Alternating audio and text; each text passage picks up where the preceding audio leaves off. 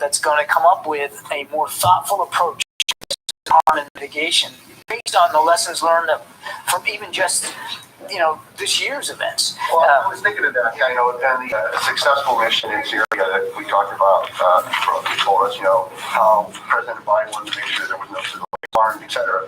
That's one of the lessons learned. He was and that's so when Chris and his team go to do this, they know where to go to get these quote-unquote lessons learned. He absolutely does. And if it's not something he can get his hands on, believe me, he can get his hands on it. We're gonna be, as the Secretary has directed us to be, as open-minded and as curious as we can be to try to get better at this. We still, no other military works as hard as we do to mitigate civilian harm, and yet we still cause it. And we're going to be nothing but honest about that, and we're going to continue to try to learn from past issues. On Jen's question about the training, she asked you to specifically roll it out, and you said earlier this week it's not training in the classic sense that what people would think. This is you speaking from the podium when we were asking about the possible training of Ukrainians by U.S. forces, and you also referred to this word liaison, which I thought is an interesting word to use. The classic definitions of liaison are communications between people, or in a culinary sense, thickening of a product, which I don't think you're referring to. So could you drill down a little bit on, is there no outright training, and what do you mean in training in the classical sense that people think? Is there something else going on people wouldn't think about? No, I mean, I don't know that I can improve upon my answer to Jen. We are having interactions on occasion with Ukrainian troops that momentarily temporarily have to come into Poland for the purpose of transshipment of the security assistance, and there's some liaison going on there.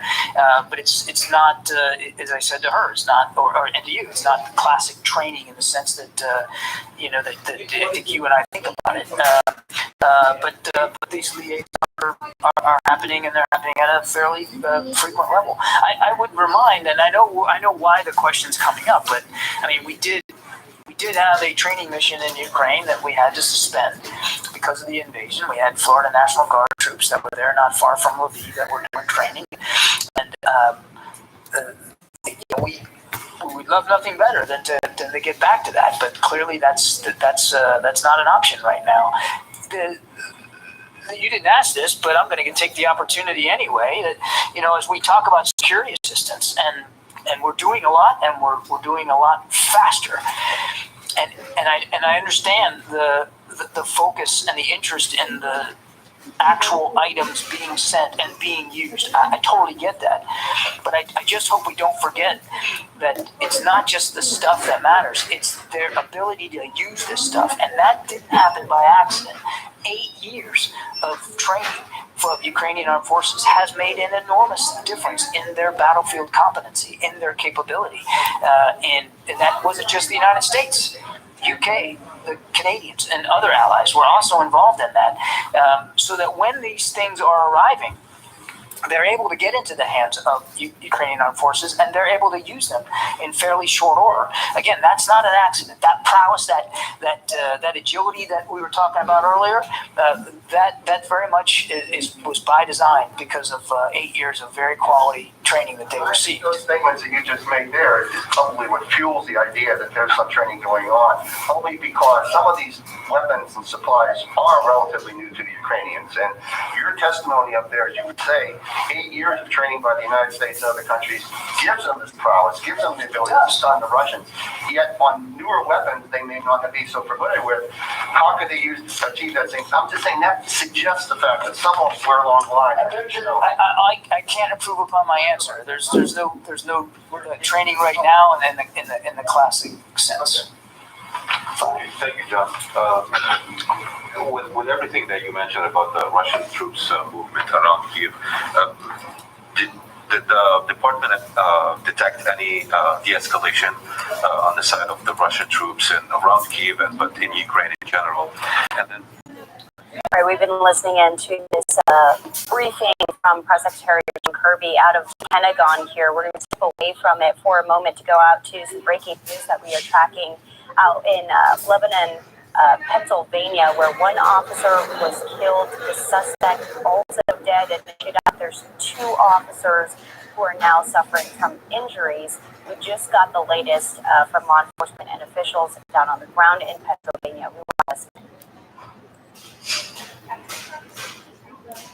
Police officers were called to 1108 Forest Street in the city for a domestic disturbance. At 4:24 p.m., shots were exchanged with a report that officers were down. In a moment that will be remembered as a sad day in the city of Lebanon, a Lebanon city officer was fatally injured.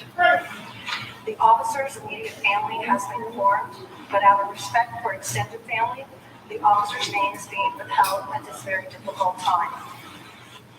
In addition, 2 other officers have been injured by gunfire. One is in critical but stable condition, and one is in stable condition. Obviously, the incident is still under investigation, and details will be forthcoming as that investigation concludes.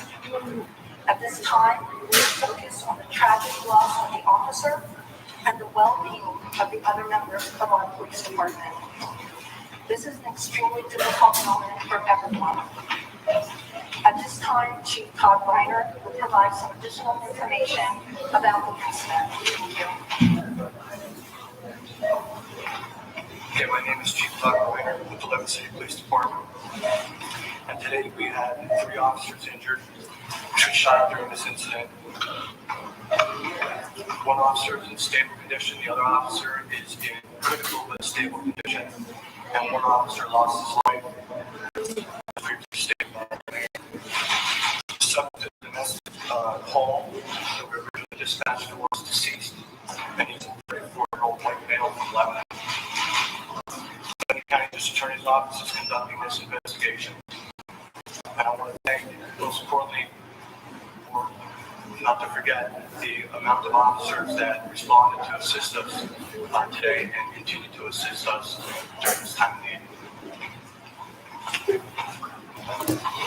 So that's all that we provided tonight. Tomorrow we will schedule another press conference, and that time will be determined. Thank you.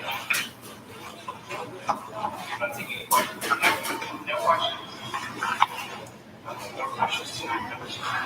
If you didn't respond, as the chief here, give us an idea of the emotion right now in this one. As one can only imagine, it's clearly a traumatic event. Our guys are strong, but we're human. And we have families, and people are injured today. We're all affected by this. And with the help of our families and every other law enforcement officer around this country, we'll get through it. Thank you. Tell us about the injuries of the officers and what the state needs. No, thank you.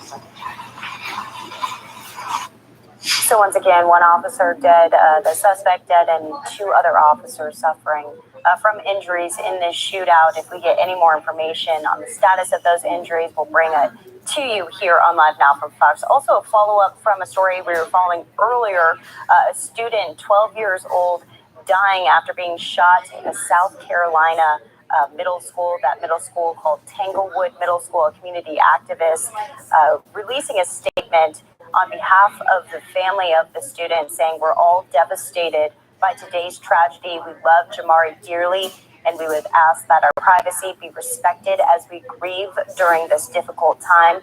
Again, that student being identified as Jamari Cortez Bonaparte Jackson. He died at the hospital earlier today. So that investigation is still underway. We had a bit of an update earlier from officials down on the scene as they are rehashing what led up to the shooting itself and the investigation underway. We're going to listen in briefly here.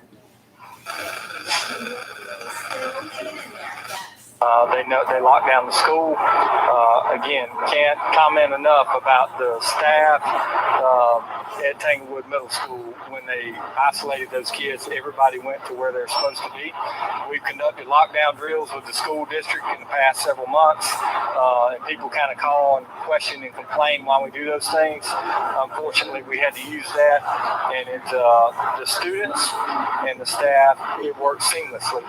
When we arrived at the school, again, we didn't have to deal with kids running everywhere, and staff, everybody was where they were supposed to be. Our priority was obviously rendering aid to the victim and looking for the suspect. It started right away. Are there any metal detectors at that school? Any other security devices that the school uses to utilize on? There is some security features in place at the school, but not metal detectors and